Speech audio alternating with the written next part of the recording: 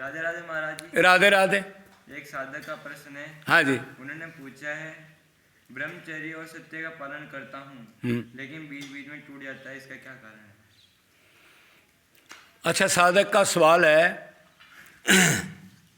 अब ब्रह्मचारी रहना चाहता हूँ मैंने सुना है किसी से ब्रह्मचारी रहना अच्छी चीज़ है और सत्य बोलना भी चाहता हूँ, लेकिन कोई सी चीज़ में से निम नहीं रही, ट्राई करने के बाद भी वो टूट जाते हैं। तो पहले तो ये समझना पड़ेगा आपको कि ये विकार कहाँ से पैदा हुई, कौन सी मशीन है, ये किसके विकार हैं? सत्य झूठ बोलना आदि, काम क्रोध लोभ, ब्रह्मचर्य पालन ना करना, काम क्रोध लोभ में आ जाते हैं ना सारे। इनका जननी कौन है? माया। ये माया के पुत्र हैं सारे। तो जो माया को जितनी मात्रा में जीतेगा उतनी मात्रा में ये कम होंगे। सोचने से नहीं कम होते ये चीज, ये तो मायापति आएगा। मतलब भगवान का निष्काम प्रेम करना पड़ेगा उससे, तब ये धीरे धीरे दैवी गुण आएंगे। ये बोरिया बिस्तर लेके उतनी मात्रा में गायब होते जाएंगे। जितनी मात्रा में बांके बिहारी, वो मोर मुकुटधारी, पीताम्बरधारी, बंसी बजाने वाला आपके हृदय में उतरेगा, आपका संबंध बनेगा। जितनी मात्रा में आप ऊपर से इनको करना चाहते हो और ऊपर से ऐसे सोचने से ये कर्म चल जाएंगे मेरी ताकत से। अच्छा, फिर माया का पुत्र एक सबसे बड़ा मन। भक्ति तो आप करते हो, लेकिन ये नहीं पता भक्ति हाथ ने करनी है, पैर ने करनी है, आंख ने करनी है, नाक ने करनी है, जीभ से राम राम राम राम करना है, या हाथ से माला फेरनी है, या दिमाग ने करनी है, या प्राण ने करनी है, या आत्मा ने करनी है। करनी किसने है फिर? वो माया का पुत्र कौन है जिसको मना करके हम माया हटा दें?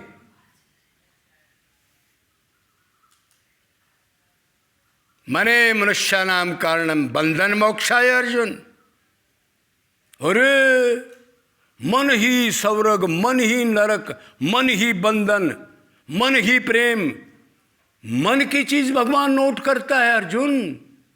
हो। तब वो कह रहा है महाराज भक्ति तो मैं भी कर रहा हूं, आप भक्ति की बात कर रहे हो लेकिन ये विकार नहीं जा रहे। तो भक्ति पहले ये तो जानना पड़ेगा ना कि उस माया का हटाने वाला किसने भक्ति करनी है। हाथ पैर की कर रहा है, चार धाम की परिक्रमा कर रहा है पैरों से, हनुमान चालीसा कर रहा है, 10 बार अध्ययन कर रहा है गीता का, हाथ से माला कर रहा है, एकादशी रख रहा है। तुलसी दल को कैसे कैसे करते हैं, तुलसी भगवान की प्यारी बताई, वो भी काम कर रहा है, लेकिन शरीर से कर रहा है। मन, अरे महाराज मन का क्या करना? और फिर माया को हटाना चाहता है। दूर से तो साधु लग सकता है तिलक विलक कंठी से, लेकिन अंदर की गड़बड़ नहीं जाएगी भाई। तो ये समझ लेना है भक्ति मन ने करनी है और भक्ति वैराग्य से होगी। भक्ति के 2 पुत्र हैं, ज्ञान। पहली चीज भक्ति करोगे तो पहले ज्ञान आएगा। क्या है ज्ञान? मैं आत्मा हूं, मैं शरीर नहीं हूं, और मैं आत्मा हूं। फिर एक सवाल आएगा, तो आत्मा का संग किससे है? नित्य चीज का, नित्य परमात्मा से। ये सवाल आ गया। फिर इनका संग क्यों बना रखा है जब मैं शरीर नहीं हूं?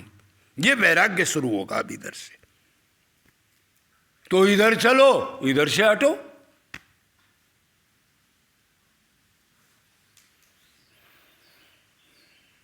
तो ये चीज, मेरा मतलब यह है कि आप मन से व्याकुलता से अपने को आत्मा जानकर भगवान से संबंध बना करके और जब उसी का चिंतन, उसी का मन, उसी के प्रति कर्म, उसी के प्रति ज्ञान सारा श्री कृष्ण राम के प्रति कर लोगे, तब आप में दैवी गुण आना शुरू हो जाएंगे। अब तब ये अपने आप चले जाएंगे, कुछ नहीं करना इनके लिए। भगवान से अनुराग करना है अपने को आत्मा समझ के। बस अनुराग होने के बाद ये बोरिया बिस्तर लेके भागेंगे। भगवान ने कहा है जहां मेरा चिंतन, जहां मैं आता हूं, मौत, माया, काल, यमराज थर थर कांपते हैं। ये माया नहीं जा सकती, क्यों? मेरी दासी है। तो आप 10 साल से ट्राई कर रहे हो, तो भक्ति से नहीं कर रहे, बस ऊपर की करने से कर रहे हो। और भक्ति करते हो तो जोत बत्ती लगा के मन से नहीं करते, मन संसार में है। तो फिर ये ब्रह्मचार्य का पालन, और ब्रह्मचार्य सोचते हो किससे होता है? अरे भीष्म के बाद कौन ब्रह्मचार्य है? आज तक तो किसी ने देखा नहीं। ब्रह्मचार्य का मतलब है मन में कभी भी चिंतन ना आए। शरीर का ब्रह्मचारी नहीं, कदे ये मान लो, मन का चिंतन कभी भी ना आए उस वासना का, उसको ब्रह्मचार्य कहते हैं। और ये तो तभी हो सकता है जब मायापति आकर के और वो गंदगी निकल जाए मन की। वैसे नहीं हो सकता। एक्टिंग तो कर सकता है, लेकिन एक्टिंग तो भगवान कर रहा है। एक्टिंग वाला तो मेरे मतलब जीरो है। क्यों? मैं तो मन की चीज नोट करता हूं। और सत्य बोलने का मतलब ये है, अब कभी भी 24 घंटे में कभी भी झूठ का चिंतन भी ना आए। ये नहीं 20 घंटे सत्य बोल दिया, अरे गलत, वो सत्यवादी निकल आएगा।